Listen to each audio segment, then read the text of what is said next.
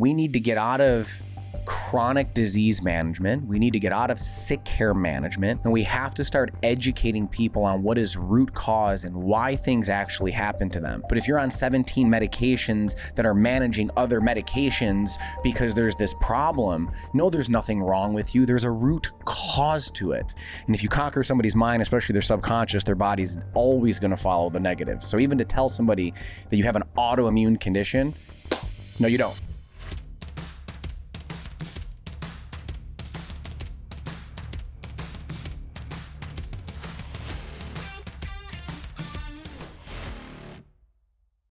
I'm Sabron Walker. Joe Faraci.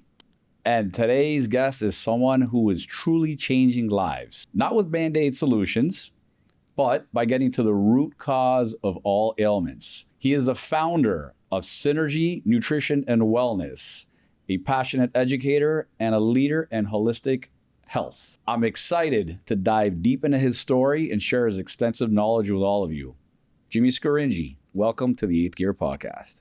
My man, that's quite an introduction to have to live up to. I'm honored. I'm thankful to be here with you fine gentlemen. This has been a long time in the making to get an opportunity to come share health, wealth, knowledge, all the things about what makes the ins and outs of the human body and in good times in life. So I'm thankful for the opportunity, gentlemen, and it's a pleasure to finally be here. Yeah, Fantastic. I'm I gotta say, like the 8th Gear Podcast it's really right on target, because the 8th Gear Podcast is so much about living your best life. And a lot of our viewers are entrepreneurs and people that want to figure out how do they take it to the next level.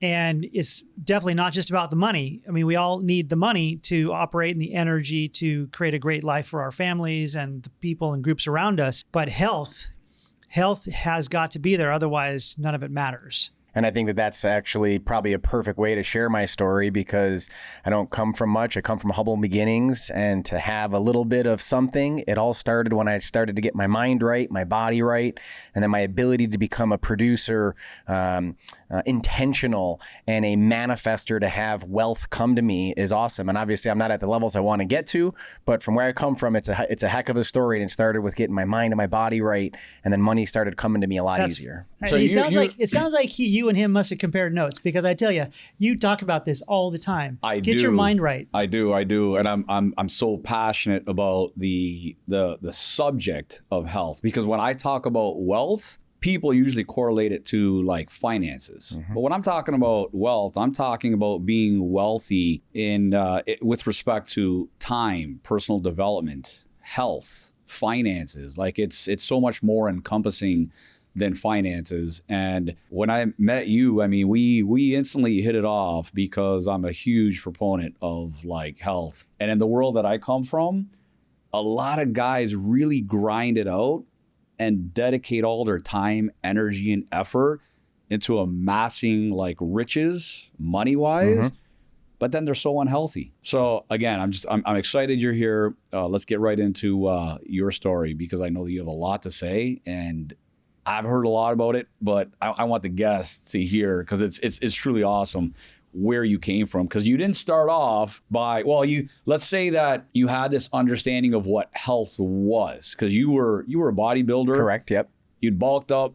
On the outside, you look the epitome of what health means. 100%. But somehow, some way, somewhere along the path, you recognize that was not it, right? Correct. All right, share that with us. And you kind of set it up in many ways that are important, because, how many times have you heard that unfortunate story about, whether it be a man or a woman, but let's just for us as men to say, right, that, man broke his butt, worked all his life, gave his pound of flesh, got to retirement, and he dies. Or as a kid, I started to think it was really weird that there was always a benefit for somebody. Like, why are we always trying to raise this money for somebody to get healthy again? And why did they get that way in the beginning? So it was just always some deeper questions that I had there. But yeah, you're spot on the money, Joe. I come from humble beginnings. I never really knew what I wanted to be in this world. I, at one point wanted to be a doctor, wanted to be a dentist, wanted to be this, right? But you never really know.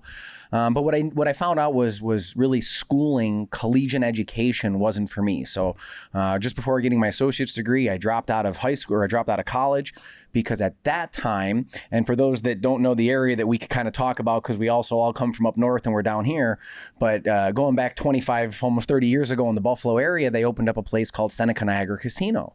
So here I am, one of the first employees ever to get hired at the casino.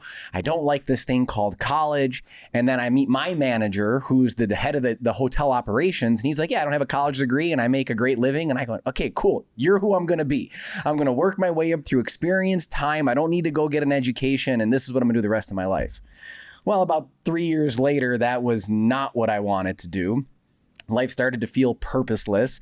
I was working shift work, starting to become unhealthy, eating bad food, surviving the midnight shift, and it just wasn't what I wanted. Before this leap of faith, the first one that came in, where the bodybuilding came in, was two of my very good friends at the time were beginning a personal training company, and they were starting to have lots of success with people coming to them, gaining more clientele. So my one buddy comes to me and says, Jimmy, why don't you come join us? He was like, you can go to school for this, you can learn how to do it. And I got excited by it because learning anatomy and physiology and biomechanics, like this was exciting. So I got to say, this is really cool because we had our niece on at one point and we were talking about what is a college education really necessary. And we even said, well, yeah, if you're going to become a doctor, you need a degree. If you're going to become a lawyer, you need a degree, or an engineer if you're going to build buildings. In today's world, and we're not even really talking about today's world because this is 20 years ago, right? But what you can make happen in your life, and even in a medical sense, you made it happen. No college time necessary. I'm very proud of that. Yeah. And I would feel that in many ways, I was in the same position where I decided I didn't need a college degree. I took off early, and it was like, I figured out marketing, and I think you never did. You finish? Did you finish? I did. It's collecting dust on my parents' house. 4 years? It's hanging on the wall. But I mean, it was completely, perfectly honest. It was a complete waste of 4 years. But like Jimmy, you're a byproduct of the unconventional way of 100%. Doing it. And again, and we're going to get into the crux of the medicine and all that kind of stuff, but you have extensive knowledge. How does one who's taking the unconventional route all of a sudden develop this extensive knowledge? So I think it's kind of perfectly fitting for where we're at and everything, right? And that was the prepping of the personal training at least prepared me a lot for what we needed to have in base education about the human body. So the fact I got to skip a lot of the minutia, electives and money-filling classes, I got to go jump right into learning anatomy and physiology and biomechanics and on many levels organic chemistry and just things that were what you needed to know. Yeah. But so I get into being a personal trainer, and I'm now starting to be more aware and conscious of diet and lifestyle. So I'm eating better, I'm paying more attention to all these things, right? Macronutrients, micronutrients, vitamins, minerals, how to do all these things. So I'm starting to accumulate an applicable knowledge basis for at least the superficial arena. And what I mean with that is during being a personal trainer, I got into then, whether it's the right or the wrong crowd, but I started to become a user of anabolic steroids. I did professional fitness modeling. I did bodybuilding competitions and shows. I'm sitting down and you can't see much of me now, but at one point I was 285 pounds. I had 23-inch arms. I would have been right up there with Hulk Hogan. It was a massive human being. We got to post, by the way. We got to post because you have on you your got to get us some pictures. We got to show this. Believe it. He does. You wouldn't believe it. He's posted on his social media, which I want to see if we can incorporate as part 100%. Of this podcast, but his before and after. And you would think that being all juiced up, like you looked healthy, but dude, you look healthier now. And if I wasn't at the end of a 2.5-week vacation with my family where I would have shaved a little better and you couldn't see the grays, you wouldn't know that I'm 41, but I should have saved it for you guys to figure out. But so being a steroid user cost me my health in the single greatest investment I've ever made. So as much as I didn't go to college and all of that, I've paid my tuition to life 100%. So through trial, error, things that I've done, right? Yeah. I've paid my tuition to life. There's no doubt about it. So during the steroid use, you go from 280 all the way down to 200, 3% body fat, all these wonderful things. But my conscious now starts to get a hold of me. And I'll never forget one night I'm going to do an injection and I have this epiphany, and God literally said to me, I did not put you here to be a science project. And it was abundantly clear as I'm trying to push a syringe through my skin going, I did not put you here to be a science project. And in that moment, without anything, knowing, vow, nothing, I just said, I will not pervert this temple again that has been blessed to me. I'm not going to do it. So I stopped cold turkey. Ladies, I'll tell you right now, I'm as alpha man as they come, but I totally understand a menstrual cycle or hot flashes and menopauses without actually experiencing it, because I did to the most that a man could. At 27 years of age, I had lost all libido. I had zero sexual desire for over a year in my life. Wow. I was gaining weight. This is as soon as you stopped. Literally within 6 weeks of stopping it, everything started to fall apart.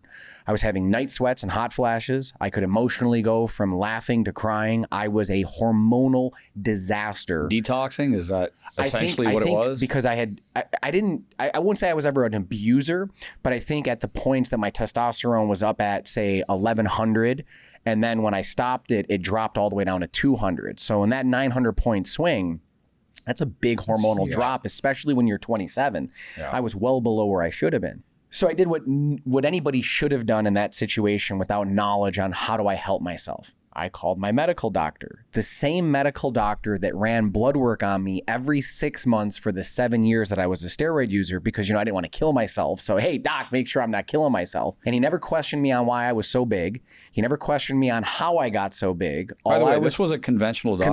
Conventional medicine that doctor. Actually helped in administering the steroid, he didn't administer or providing? He didn't administer or provide. We were at that point in life doing it all off the black market. Okay. So he didn't even know. He didn't even know. But he was just gotcha. Okay. But he was just standardly, yeah. But again, if I walked in, but he also isn't even asking you how's your body changing so fast. I graduated high school 210 pounds. I'm now walking in one day at 280, and you're not asking any kind of questions. So, but every 6 months, I was going to him. Dr. So-and-so, can we do labs? Well, why? Well, I'm doing a couple things. I just, yeah, sure, Jim, you're normal. Everything's good. Well, when I stop, completely cold turkey, I go to him and I go, listen, I'm falling apart.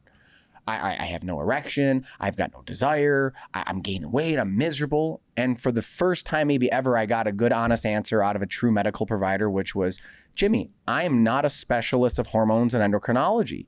I think you need to go see a specialist. And I could appreciate his honesty for not being his main focus. Well, as any of your viewers can attest to, and I'm sure you guys can, especially earlier in life, if you've ever had a doctor send you to a specialist, it's a hurry up and wait game. So from the day the doctor gives me the script to the day of my appointment, it's a 3-month wait. Well, at this point in time, not for the audience here that will get it, but Joe will understand this. I lived in Niagara Falls. I had to go up to Williamsville. So I make a half-hour drive. And of course, this doctor's in suite 5,000 out of, 10,000 units. And as God is my witness, I walked into her office 3 minutes late. And the secretary told me, per the doctor's policy, I had to reschedule. You got to be kidding me. And but this is, it's throughout a 3-month period. So I waited 3 months. You're in the interim, you're spiraling. I'm spiraling. I'm dying. I'm losing it. Wow. Finally get to the day of my appointment, and I'm definitely there in time, but I can't find which door to get into. And they said, no, per the doctor's policy, you have to reschedule. And not one of my finer or prouder moments. I always admit when I tell this part of the story that the paperwork that was mailed to me in advance may or may not have ended up behind the front desk in some form or fashion. And now again, I have my next epiphany. I'm never getting involved in this situation again. I am now vowing to not only not pervert my body and my temple, but I am not ever going in front of a medical provider ever again the rest of my life bearing an emergency or trauma. I had no idea how, had no idea where. I just knew I wasn't doing that. I didn't know how I was getting there, but I'm not going there. So enter my chiropractor at the time at this point in my life. I'm going in for a normal chiropractic appointment, and I'm just going in to get adjusted. He had began a secondary career aside being a chiropractor to being a muscle tester. So he started coming down here to Clearwater, Florida. He was doing training, and the doctor who originally trained him would have, back in the day, right, the VHS tapes that you'd plug in and they would just play continuously in the waiting room. So for me, I've been doing this so long now, I don't take any offense to it, but I understood where people would maybe think it's voodoo or witch doctor or quackery, because it's like, what the heck is this? But for me, it was invigorating because I'm like, wait, here's a human being engaging with another human being, having no medical apparatuses, no man-made machinery, no other weird diagnostic, just human to human. What's the innate of this body saying? And I was like, wow. So I go up for my chiropractic appointment, and his name was Steve. I go, Dr. Steve, I want to do this muscle testing thing. And it changed my life. What is muscle testing? So muscle testing, in a simple way of saying it, is a non-invasive way of analyzing the functional state of the human body. So it's a way to determine if there is organ, gland, tissue, muscle deficiency, and is it because of They push on you when you're holding different things and stuff? In essence, yeah. It could be done in a variety of ways. I've done the voodoo stuff. My wife it could be does done in a variety of ways. But so I start doing it, now again, just as a patient. My sex drive starts coming back. I start to wake up with the morning wood again. And I'm like, well, hey, I can't kind of he's giving you supplements based on what he's finding? Yeah. So based off of my muscle testing, it was this toxin, this issue, this organ or this gland. And as we started to remove the interferences, I started to physically feel better. And then with I started real food. With real food, all whole foods. Not drugs. No drugs, no bioidentical hormones, no TRT, didn't even exist back then. What are you saying to the critics that look at muscle testing and natural healing of gut and body is like, you get into your experience of, this is how I started and this is where I'm at. So you can't tell me this stuff doesn't work. Well, we could answer that question right now, but there's still more that I guess we should share, right? Because we'll show all things through proof and then let the audience have a determining factor on it. Yeah, go ahead. For those types of people, that's exactly where I think my story has to resonate. Because you could lie, cheat, steal, manipulate for a finite amount of time and get away with it. But I got 20 years in the game and I've had too much success, too much growth, too many patient successes for it to be hyperbole, thoughts, voodoo, shams. I have, we'll just let a little thing out of the bag here. I have a medically documented reversal of autism. The mother wrote a book about it. That happened. Wow. Anaphylactic egg and peanut allergies, medically documented, reversed. Crohn's, diverticulitis. My own case that I haven't gotten to, that's what I say. So, but we'll just paint a few pictures and say there's absolutely no doubt that what I do works because I've done it for too long. And you're handling autoimmune disorders. Probably that's some big on a regular basis. Which is becoming so much more prevalent in my God, in today's society. It's a huge ruin. It's ridiculous. Lyme disease and autoimmune. And issues. The sad part about it is for those that don't understand, right? Propaganda and negative media and negative marketing is even what you said there is a ploy to trick the mind in accepting a reality that's not true. There's no such thing as an autoimmune condition. The human body never attacks itself. I'm not saying symptomatology is not real. Yeah. I'm not saying that issues and problems aren't real. Psychosomatic issues. But the body's not attacking itself. We could come back to this, right? But if you permit people to understand the truth of the reality that the body is actually working for you, not against you, by trying to attack something in a place it's not supposed to be, you can free the mind from it's never going to go away. Because as you gentlemen definitely know, right? Fear is a terrible motivator in the wrong direction. And if you conquer somebody's mind, especially their subconscious, their body's always going to follow the negative. So even to tell somebody that you have an autoimmune condition, no, you don't. Not in my arena, not a chance. You have issues, you have problems, we're going to fix it, but your body is not doing you a disservice and attacking itself. I digress. We'll come back. Okay, this is really intriguing. Keep going. So I start getting better. I feel great. And I'm just like, this is incredible because I'm still wet behind the ears. I don't know anything. And I'm like, I had this. I don't have it. I don't have this. Now I feel this. I go, Steve, you have to let me come work for you. I need to learn what you did for me because God did not make me different or better than anybody else. I put my pants on the same way. I bleed the same way. If I could feel this good after all that I did, I got to learn how to do it for other people. So that entered my beginning coming down here to Clearwater, Florida. And I was blessed enough that a chiropractor had vouched for me to get into a school that otherwise wouldn't have accepted me. I didn't have necessarily the credentials to get into the school, but because I was going to be his associate, I was going to work under him, they let me in. And I got to say, because everything about this podcast and the people we bring on is about, you can make it happen. And you can get out of the 9-to-5 grind. You can get out of the situations you're in your life that you feel like are holding you back, and you can achieve freedom. Yes. And you can be in charge of your life. And there's always a workaround. And like getting into a school that should have been impossible is such a great example. Like, and you're talking about a medical school. You have no degree. You did not go to college, and you're doing it. And that's what this is all about. Not only did I get in, I really did excel at it, but I believe I excelled at it because the way this school was teaching was different than any arena I had ever been to before. I was introduced to principles and theories and ideas that were freeing and liberating in many senses. The 3 barriers of study, having the removal of understanding the mass of of an arena, not having misunderstood words, having an instructor teach at a gradient that allowed me and every other person to understand it. So it really started to have some really applicable ways of me understanding high-level education because of the systems and the ways that it was taught. So now I'm so excited. I'm learning it. I'm going back to Buffalo. I'm working with people. I'm seeing people get better, that I get my next passion now, which is I want to teach this. Like, I don't not only want to help people, but now I want to teach it. The true purpose in me is to change what healthcare looks like. Is that best served seeing 100 or 200 people back in my community, or helping a group of 50 doctors take it back to their communities?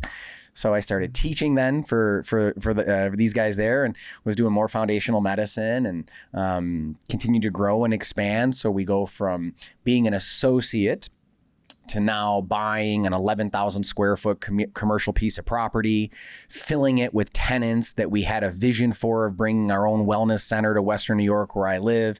So we just started to attract all of these like-minded people.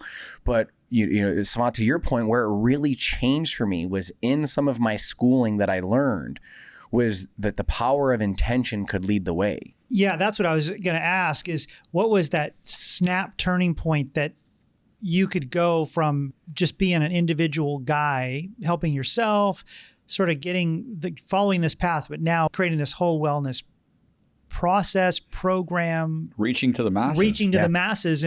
But there's a massive mind shift between where you are at and how you got there. I think some of the one that's hard, and I think intestinal fortitude is not taught. It's something that's ingrained. So a lot of what I have and where I got to was life showing me what I didn't want.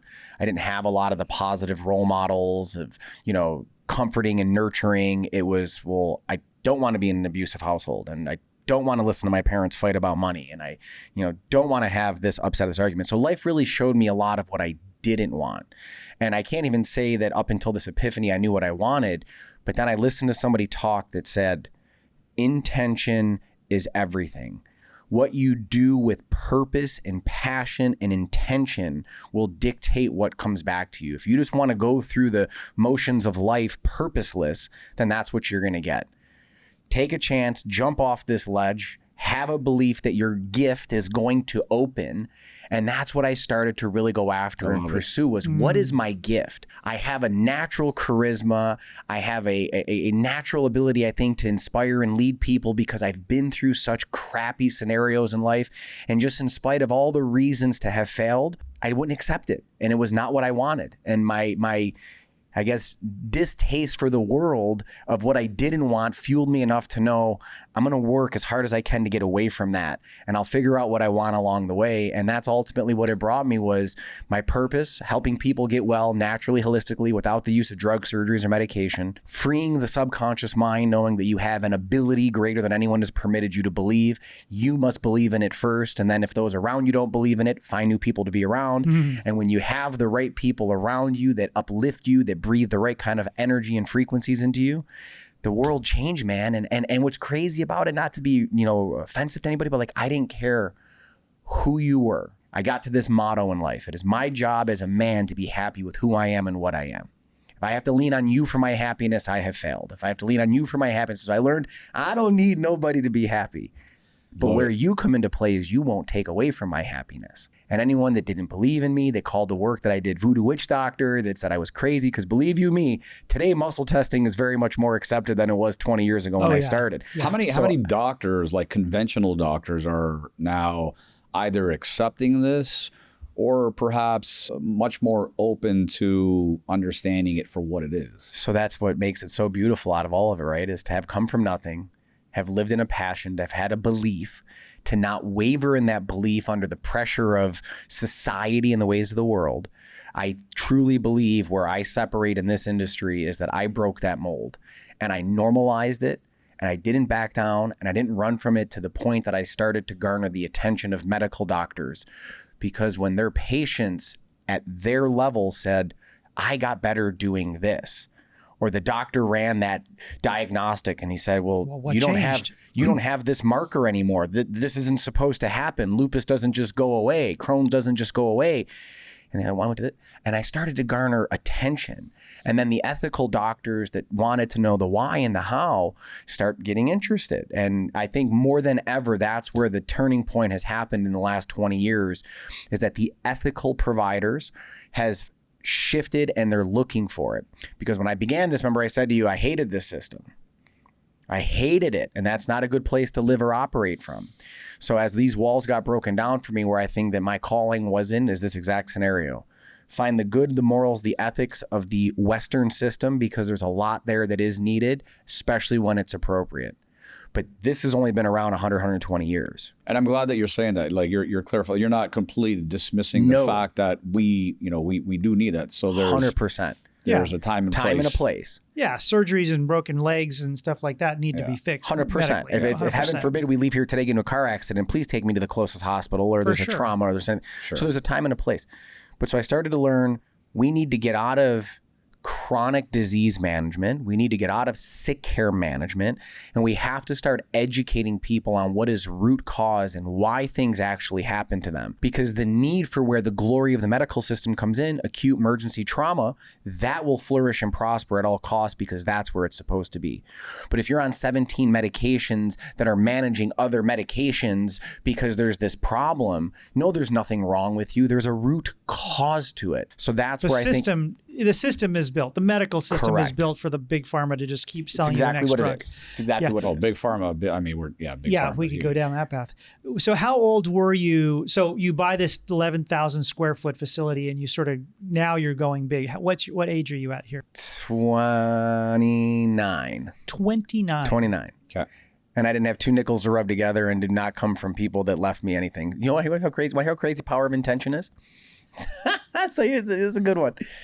Remember I said that I started with a chiropractor? Okay, so part of our starting point, he was a Native American, is a Native American, and his practice was on a reservation. So to add to the voodoo witch doctor stuff, it was even more of like, wait, you guys were on a reservation on top of it? So I start seeing patients, get people out there with us, and I started a husband and a wife. And the husband walks in, and he's as guy's guy as they come. Alpha male, our kind of guy. The kind of guy, though, that would usually never go for muscle testing or some natural thing, right? So he walks in, and I could totally tell, like, he's reading me, and I get done doing my thing, and he goes, you know something? He's like, what? His name's Paul. He goes, you're the best salesman I've ever met in my life. I laughed at him, and I go, whoa, what do you mean? He goes, I thought this was all garbage. Now I actually want to do it. He goes, do you want a job? Well, no. What do you mean I want a job? He just came to me. I'm at my job. What are you talking about? He goes, you should come work for me. He owns a propane and oil company. And so I looked at him and said, Paul, I could never do for you what I just did here, because you just walked into my passion, my purpose, what I believe. I wasn't selling you. I'm giving you what I truly believe. So could I move oil and propane for you like I just talked about the human body and health? No, because I don't believe in that like I do this. So that happens like 10 years before this conversation of what you're asking me. So when you go and say, well, how did all this happen? I believed it. I believed that I could achieve something. So now I have this opportunity of this commercial property fall into my lap. My wife's trying to do a yoga studio. She wants to rent a place in this building.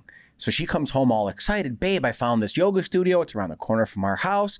But the guy that owns it says we should buy the whole property. I'll never forget. I looked at my wife and goes, yeah, I can't rub two nickels together. You want me to buy this? Let me guess, what's he want, $1 million?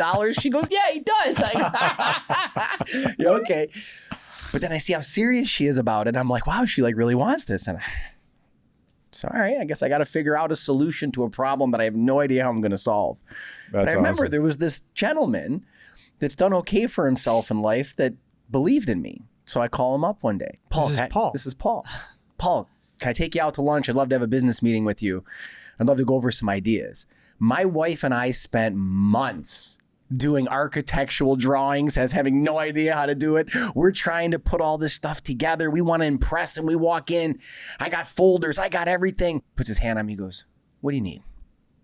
I go, I need $200,000 and I can close a deal on this piece of property to bring our first ever holistic wellness center to Western New York. I had a check 24 hours later. Holy shit. The power of intention. I love it. The power of intention. I love it. So I just even got goosebumps. that 11,000 square foot building still happened when I had absolutely nothing. But I had what was most important, which was I was on my purpose. I was following an intention to do good by other human beings. And somebody that was in a position to help me financially believed in that exact message and said, Yeah. and we're still partners to this day. And we're still That's- partners to this day, amongst other things. Freaking amazing. So you got that 11,000 square foot building happen. Now we're jamming. Now we're starting to do 300, 400, 500, 600 patient visits a week. And during this time, we're really building credibility because. And are you fine? Do you like, okay, are you, these people that are coming to you, you're building credibility, you're getting patients. Are these patients coming to you because they've experienced somewhat of the same thing that you did, which is they were turned off by conventional means? Most of them. I definitely would say the biggest population over my career has been, I've done everything. I'm tired of not getting answers. I'm tired of getting another medication for a medication. I'm tired of going to another specialist. So I think a lot of people early in my career were in that exact same boat, that you're my last hope, you're my last effort. And we just started to bang out successes left and right because the human body was designed to heal. Or kind of like watching these commercials where it says, if you take this drug, you could then rapidly, saying you could experience blah, blah, blah, blah, blah, blah, blah, blah, like a million other different things. Suicidal possibly. tendencies and you could die. I mean, oh my God. And some of all of it that I think helped from the beginning through getting my place was I always stayed a walking billboard to be the proof of my work because I had to walk the walk, right? No better testimonial than you. There's unfortunately, and I appreciate that you say that, Joe, because I don't want it to be cocky, conceited, especially at the audience, right? But there's a lot of false prophets out there. There's a lot of people out there that are trying to sell you something and don't do anything even close to it. I even know people in my industry that claim to be all natural and holistic providers, and they eat McDonald's and smoke cigarettes. Like, I'm not saying I'm perfect. We all got our vices, right? But it's like, you got to walk this walk, I think, in any avenue of business in life. Totally. But this one more than anything. Because if you don't have your health, you don't have your wealth. And if you don't have your health, why would I believe in you for it? It's like, why would you go to the personal trainer who's 100%. overweight? And it's not to be derogatory or stereotypical, but it's like, you got to walk this walk. So through getting my libido back, getting my physical body back, and as a result of all my steroid damage, me and my wife had infertility problems for 7 years. So this is where I do come back to saying to the ladies, right? I don't know about your menstrual cycle, and what do you know as a man about infertility? Well, we do a whole podcast on the emotions of a man going through infertility because we did it. So little background here. My wife's older than me and she was married before me. So when I meet my wife, and as I'm sure you guys could attest to, right, you start to get a feeling like this could be my partner. This could be who I'm going to spend my life with. Because she was older than me, because she was married before me, I did not want to waste this woman's time. So when we start to get a little hot and heavy, one part I will share, and we could save the controversy, which is not controversy, it's just truth, for another time if we want. This is unfiltered, by the way. It's okay, good. Then I'm proudly the most anti-vaccine person you'll ever meet. I have been an advocate for this work for over 20 years. I have publicly challenged anybody and everybody, especially if you have credentials, to debate me about vaccines. But anyways, we'll come back to that. So I'm so passionate about that topic that I go to my wife and just say, listen, because my wife is medically trained, 2 master's degrees, highly educated woman, highly medically decorated. I go, just so you know, I will not now ever, under any condition, under any circumstance, for anyone, especially you, vaccinate my children. And if that's not something you're okay with, then we can part ways today. It's crazy. I got to stop you for a second. And she's a good-looking woman. It is crazy how our paths somewhat different, but our values and outlook on certain things are like identical. Yeah. I mean, you got into the education part of it. Now you're getting into the vaccine part of it. I had a very similar conversation with my wife. I was out, speaking out of town, and my wife calls me up, and I'm like, hey, how's it going? We just had our firstborn. And she said, great, just took Raph to the doctor and he got his first shots. I said, first shots of what? And she said, his first vaccine. I said, excuse me? We didn't even have this discussion. I said, wait a second. So he got his first vaccine. And she said, yes. I'm like, all right. I had to kind of like temper down and say, all right, this is my fault. We've never had this conversation. Our kids will not be vaccinated. When I get home, I will get into a thorough discussion with you on why I'm adamant that this will not happen. He never got any other vaccines other than the first initial ones. Our second born, unvaccinated. Our third, unvaccinated. But yeah, I had to have that same conversation. Healthiest with her. kids ever. My wife's good looking, too. And healthiest kids ever.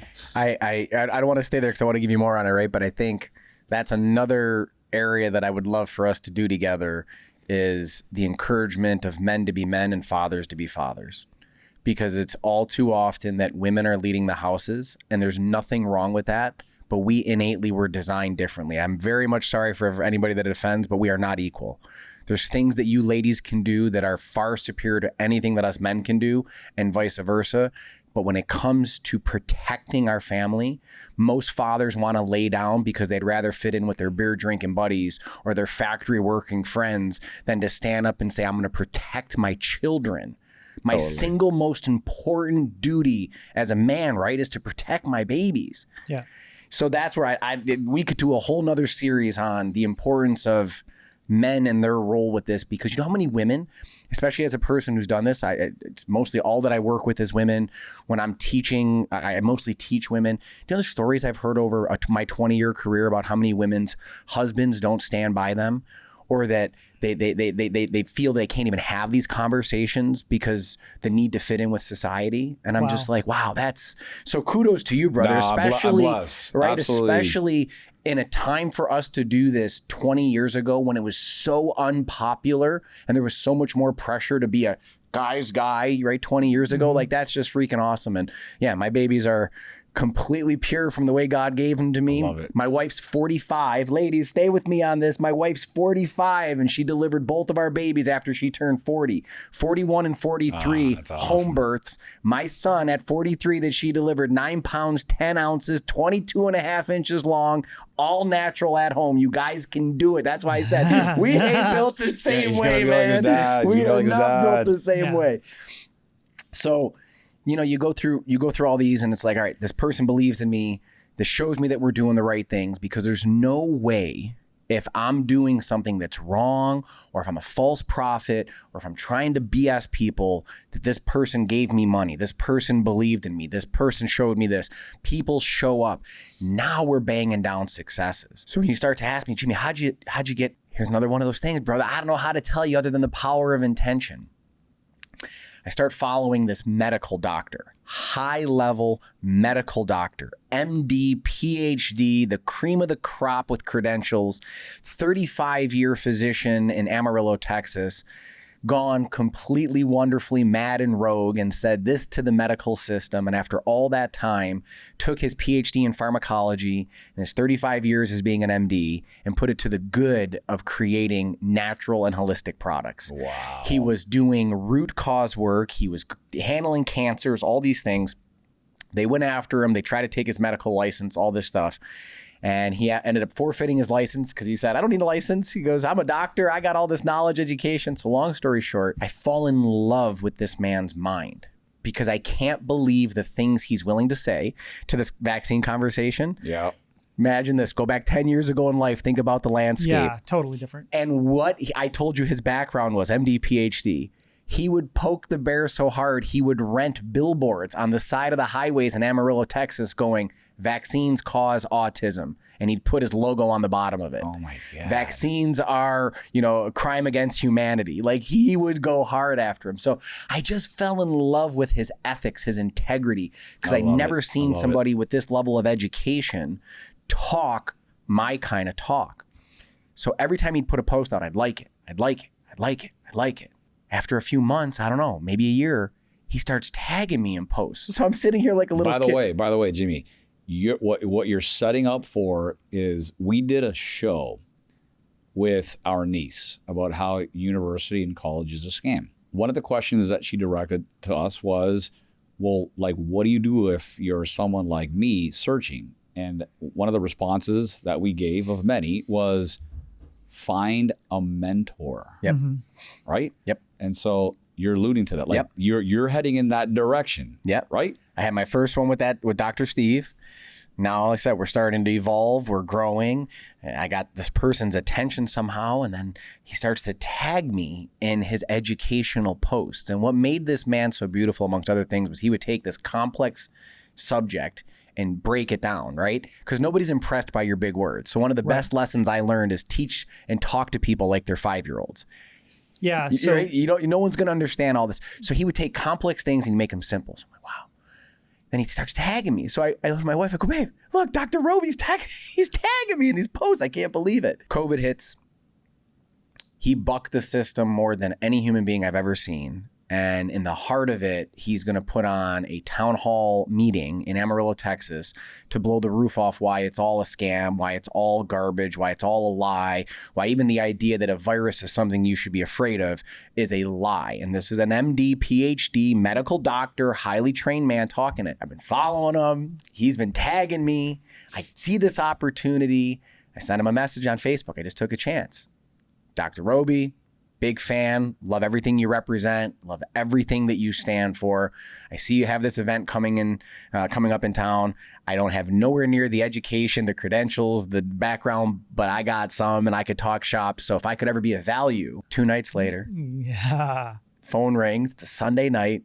So the New Yorker in me answers the phone, right? 8:30. Huh?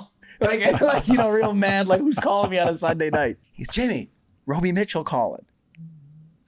I fanboyed out. I couldn't believe it. Long story short, this uneducated kid, no background, no nothing, because of my purpose, my passion, my belief, is now being invited by this man to come to spend time with him one-on-one in his house in Amarillo, Texas, and go take a stage with him and other decorated medical doctors to debunk the lie that was COVID. So I got 4 or 5 days one-on-one every day. He didn't watch TV, didn't even own one, wasn't in his house. From the moment we woke up to the moment we went to bed, I got an education on things like I can't even begin to tell you. So when I go teach and I'm on the road and people are like, how did you learn all of this? I go, I have an ability to duplicate like not many people do. So I see something, I hear something, I retain it, I hold it. I go, but I've been very blessed. Very critical and crucial people along my journey have allowed me to come into their space and actually get the good out of what I needed in that situation or that relationship that has propelled me to say, you put me in a room with a lot of highly decorated people, and I would not be out of place. I gotta say that the grit of keeping the power of the intention and going after it, and we're probably all familiar, and viewers are familiar with Tim Ferriss's 4-Hour Workweek book, and in the book he talks about, you got to have the guts, because it's a lot easier than you think to reach out to the mentors that could guide you. Get them on the phone. I mean, like. He goes over this in the book, and it's a great way to read a little more about exactly what you're saying, because if you want to get to that thing and you're like, who's the best in that, who's the top of that, you can get them on the phone, you can get them to respond to an email, but a lot of people don't have the guts to just decide and have the intention to do it. Yeah, 100%. So you did it, and I just think it's a great book for people to check into. And the fun part is, so far, right? Like I've shared, right? I've done it more than once. I went and asked money for a couple $100,000, and they said yes. A decorated doctor who has no business spending time with this poor kid from Buffalo, New York, invites me to his house, and even aside then from there. So now you fast forward a little bit more. We go from the 11,000 square foot facility, we go from 1 to 3. So now we've got 3 brick and mortar locations. I've attracted an OBGYN.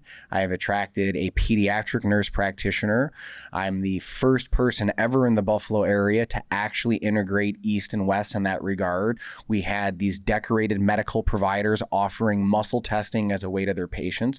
So now we've broken down the walls, literally and figuratively. We've pushed root cause and muscle testing mainstream. We've got medical allopathic providers wanting to do it and integrate it. And we're just taking off by leaps and bounds. Turmoil did hit. We'll save that for another point.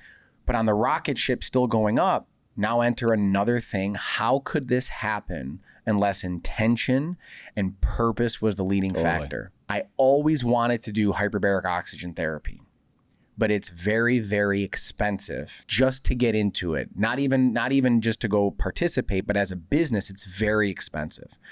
So I was always aware of this technology.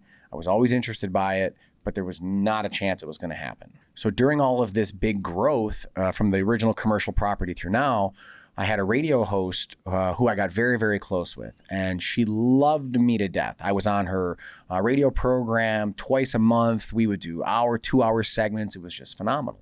She sadly passed away 2 years ago. And as she's, we'll call it maybe her early stages of her deathbed, she comes to me and says, Jimmy, there's somebody you need to meet. And I've already told this person that you're somebody that he needs to meet. And you guys are on very similar paths and you need to meet each other. Promise me, if there's anything else you do for me before this time goes, meet this person. You meet this person. Long story short, I meet another one of Paul's for me, right? This his name's, I'll leave this guy's names out of it because he likes to be more private, but we'll say he's a second Paul. Long story short, he's got a big belief in health. He's got a big support of hyperbaric, but he doesn't want to do anything with it with the public. He doesn't like to be in front of people. He doesn't want to talk about it, but he wants to support it. $250,000 shows up on my door. Here it is. Let's open up a facility together. You run it, you manage it, you do all the work. I'll put up the finances to make it happen. You do the rest of it. So now I also own a hyperbaric oxygen therapy clinic. We are literally doing things that are insane for somebody who has no college degree, but I've got 4 brick and mortar locations. I have medical people that work for me.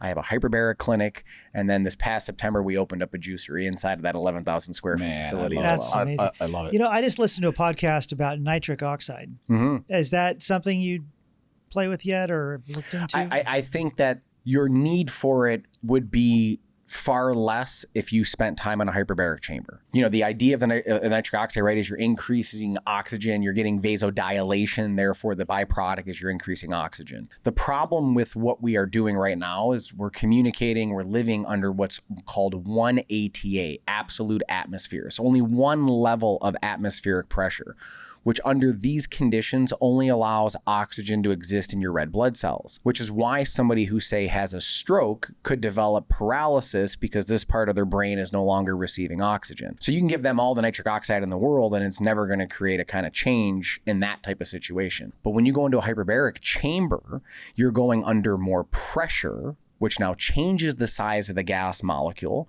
So something happens in a hyperbaric chamber that never happens at normal atmospheric pressure, which is oxygen leaves your red blood cells and goes into your blood plasma, which is never a capacitator of red blood cells or of oxygen otherwise.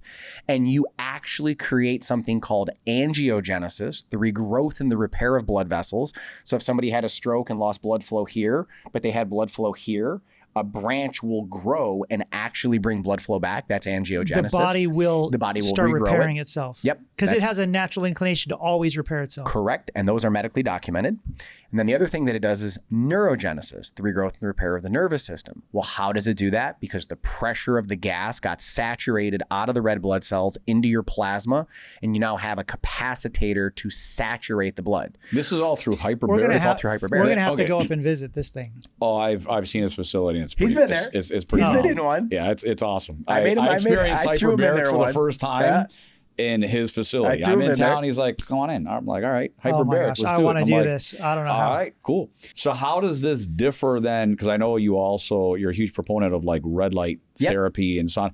How do all these various things sort of work in conjunction with each other, but also differ? Going back to then, right, 20 years of experience. And this is where I wish I would have shaved and not been at the end of a vacation, because there's no way you would have thought I was 41. At least I don't think so. I looked at what was I doing in my life. So the first thing that we have to teach in all of it, right, is your lifestyle is the number one thing. Your genetics and your hereditary have nothing to do with who you are or what you are today, other than that being a control mechanism on the mind. Meaning, at birth, that's when your genetics and your hereditary really showed up. What you eat, what you drink, and how you think dictates what genes you turn on going forward. So I always want to first free people of saying, don't let genetics and hereditary be an excuse. And then I don't want to deviate from that question, but then that, like, now it prompts this question, which is, what about all these like genetic indicators that people are like saying, MTHFR. All right, yeah. Yeah. I mean, so that plays. It's like the autoimmune role. conversation. Let's go get tested, because now, I've heard of these labs that are, coming forward. Hey, let's get tested because based on your genetic susceptibility, this is what could happen to you. You're saying, no, that's debunked. Here's genetics and hereditary in a nutshell, especially for us, right? As paisans. Yeah. Okay. There's traditions, there's habits, there's routines. You're not going to show up to your Nona and Papa's house on a Sunday and not get a nice meatball sauce, right? You're not doing that. So genetics and hereditary are traditions, habits, and routines. Okay. If your grandmother and your grandfather had a certain way of eating, drinking, and living life, and then they taught your mother and father how to eat, drink, and live life a certain way, and their habits and their routines led to their genetics turning on or off, causing problems, and then having your parents do the same thing, the trickle-down effect is, well, yeah, if you all did the same things, you're all going to get the same results. So this is where the genetics of it all are irrelevant, because your lifestyle has the ability to change that. For references for your podcast, especially because it's scientifically proven, go look at a study called Pottinger's Cats. Dr. Francis Pottinger did a study on cats. It's not humans, but you'll understand when you watch this, the difference of it only takes 3 generations to destroy a bloodline and cause genetic mutations and problems. And it takes 3 generations to change and eliminate all genetic problems. So this is not a hyperbole statement either. Go check out Dr. Francis Pottinger, Pottinger's Cats. And these forms that we're completing when you're visiting a doctor for the very first time, requesting medical history, is there, heart disease or cancer and family, all that stuff is completely irrelevant to I us. don't know if I say completely irrelevant, but I'd say irrelevant more than anything. Okay. Because if you take the relativity as accepting it as reality, then that's what's going to happen. So you see where I'm getting sort at? of a state of mind situation for the person. It's data for a doctor. It is. But But I don't want that to be a person's focal point. So I even want to go one step further and just removing it. So it's not irrelevant at the true core of it, but it is irrelevant. Okay. So you want to get people past that. So how do you get past that genetic and hereditary? You have to teach diet and lifestyle. What you eat and what you drink is the number one makeup of what you become, what you live in. Are you living in mold? Are you living in suppression? Are you living with somebody who doesn't agree with what you do in life? Do you live next to cell phone towers and have a lot of EMF and radiation? So it's like your lifestyle, your body's terrain is the number one thing that matters more than anything else. Because we all carry these genes, right? So it's based on what, if I'm understanding what you're saying, it's essentially triggering these dormant. Correct. So let's give an example. In today's day and age, you're hearing so much about MTHFR and methylation issues. Well, here, just because as for a layman, define that a bit. I don't know what that means. So I forget what each of the acronyms stands for, but if you're getting a methylation test or you're hearing somebody say that they have methylation issues or that their kid has an MTHFR gene mutation. What's methylation? So methylation is how your body takes in your food, your raw material, and utilizes for what it's supposed to. So in simple terms, this orange that looks like this now, but then looks different when you urinate or have a bowel movement, that's methylation. Got it. Methylation is also if something comes into your body that's not supposed to be there, i.e. a toxin, how your body is going to process it and then go through its detoxification process. Got it. So if you're having methylation issues, you're generally not detoxing well, or you're going to have some level of malnutrition because you're not absorbing, especially your B vitamins, the way that you should. But all of that is taking away from the why. Why did that happen? I don't care that they can show you have an MTHFR activation or that methylation is the issue. What's the root cause? Yeah. The root cause is that you're so toxic that your body's natural detoxification process, especially that of the liver, is being circumvented. If we can get rid of the glyphosate, the mold, the mycotoxins, the parasites, which we can and we do, you literally see methylation issues disappear with people. Which is why you could have 2 individuals on the exact same diet. And it doesn't work for the one. Exactly. That's exactly right.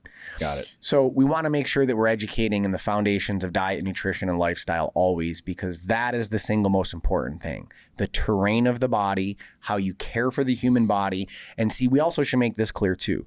Health is not, as the allopathic care system would say, the absence of symptoms. Health is a complete well-being physically, mentally, spiritually. So if all you do is eat perfect and never have fun, you're going to be a healthy, miserable person, and that's not good for your health. Totally. Yeah. If all you do is party and hang out and drink, well, you're going to have a lot of fun, but you're going to be unhealthy, and that's not good for you as well. If you don't have faith, if you don't have some sort of a spiritual calling, and I'm not interested in telling people what they should or shouldn't, but whatever your belief system is, you should have spiritual health, you should have mental health, you should have physical health. And if you put the three of those things together, then you absolutely have an ability to rise above any and all things that happen in the physical arena. Because we could really make people depressed, Joe, telling them about all the things that goes wrong between government conspiracies. I call them government realists, but we can go through all the things that happens to us if they just watch the news for a couple just days. it, right? Totally. But if we went through all the things that air, food, and water do to us, that big government, big agriculture, big insurance, if we looked at all the negatives they do, we'd say, why even leave the house in the morning? And I believe life was designed to be so much more abundant and beautiful than that I want to remove all the things that go wrong and make sure people know above all things. If you eat real food, if you drink real water, if you unplug from the ways of the world, you have more than a fighting chance to be healthy in this arena. But if you don't think it, if you don't believe it, you will never have it. I can't lose weight. You're never going to lose weight. Then you're never going to get it. So you got to think, act, breathe, spiritual, all that in order Tell to my have kids good all health. the time, if you think you can't, you're right. You can't. You're done. And You if got you no think chance. you can, you're also right. You can. What you put your attention on and you decide, it'll come everything. through. Yeah, It's everything. amazing. And as I think, you've experienced this, and I know I sort of had my own little epiphany over the past while, which is, okay, yeah, I've amassed wealth in my life, like financially, but I knew that there was something missing.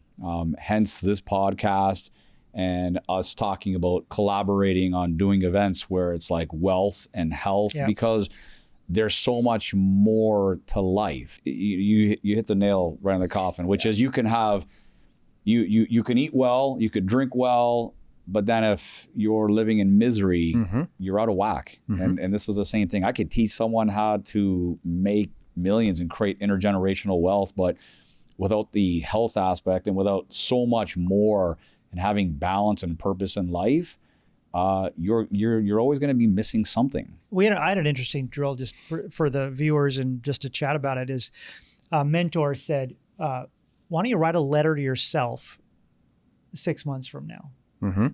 Write a letter yourself that you're not going to open the letter until 6 months, like about yourself, like why you're thankful to yourself for these things. So I don't know if I'm saying it right, but it was like, write yourself a letter that you don't open for 6 months about what you're thankful that you accomplished. Right? Dude, it's fun. It's funny that you say that, because when I was about 20 years old, and I don't even know what possessed me to do this, but I had opened up a checking account and I wrote myself a check for $10 million. I don't know why. I don't even know why I did that. And then I wrote a future date on it. And then I happened to find that when I moved out of my parents' house and I was, getting my belongings and packing up all my books. I found this in a box and I'm looking at it going, oh my shit. God. Did the date It have actually any? happened sooner. But I'm like looking at it going, why did I do that? What made me do that? Yeah, because It's like I was speaking into it. No, like when I did this with this letter, as a very simple drill, writing this letter, you put into the world, you put out into space these decisions that it's like 3 or 4 things that I was thankful for to myself. I made them all. They all happened. And I had forgotten about the letter. It was just sitting like under all my crap on my desk. My wife was like, what's this? And I was like, I don't know. I wrote a letter. And I was almost embarrassed. Like I wrote a letter to myself. She's like, what?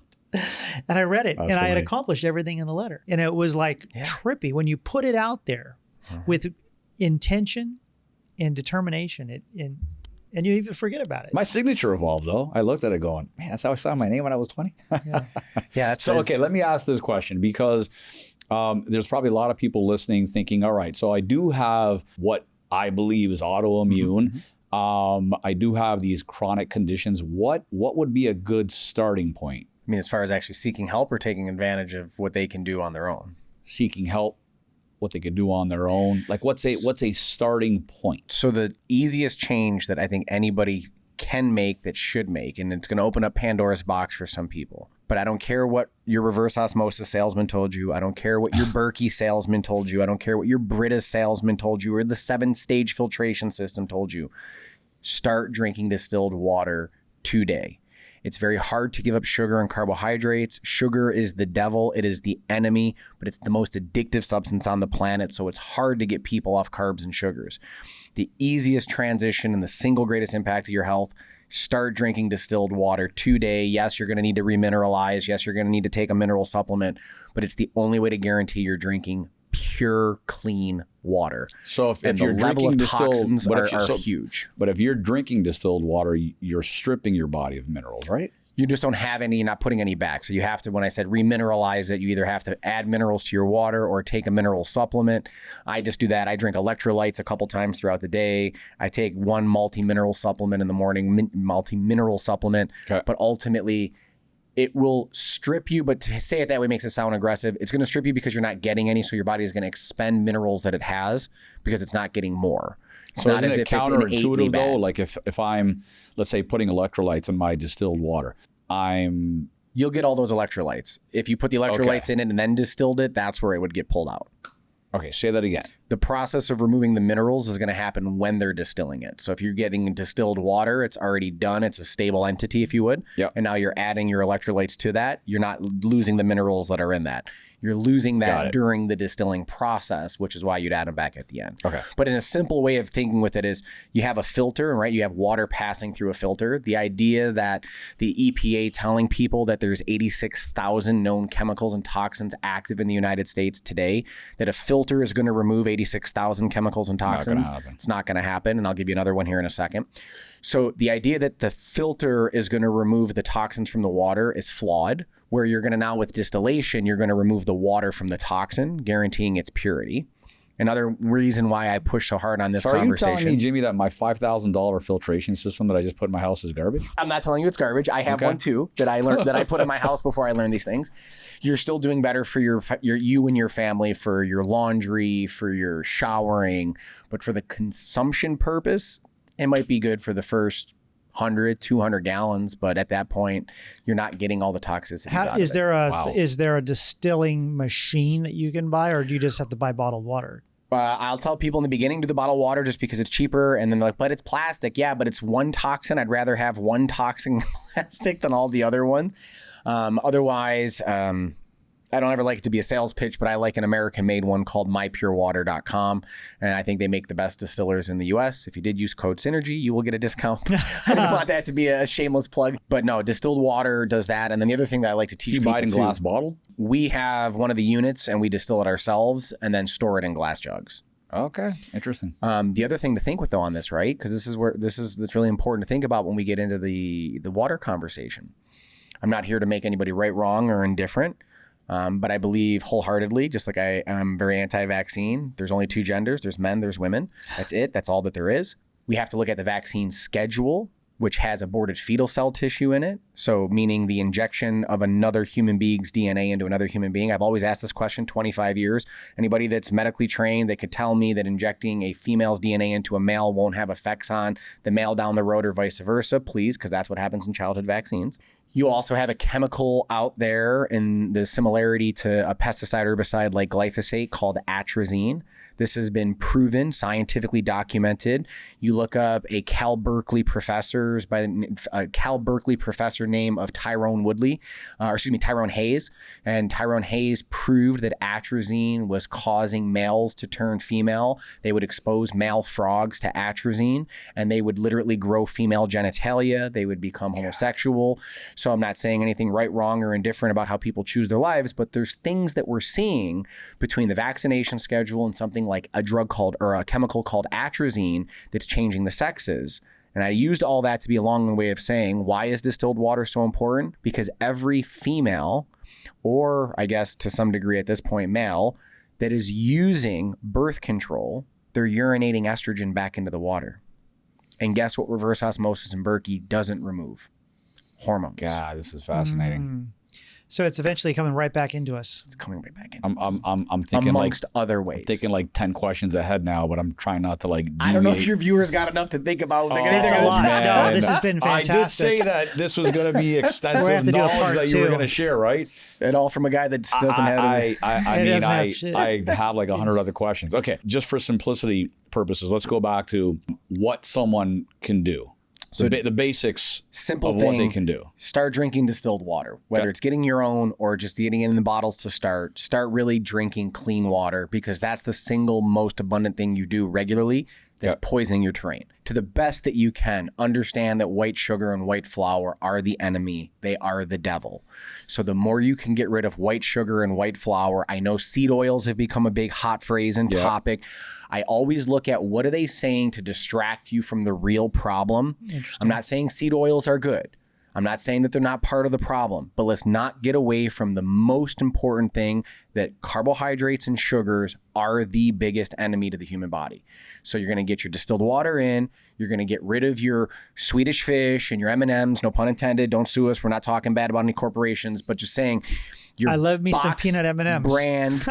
There's a company called Unreal. Go get those. No dyes, no colors, no genetically modified peanuts. You'll love it. See, my goal is not to tell you what you can't have. It's to teach you what you can have.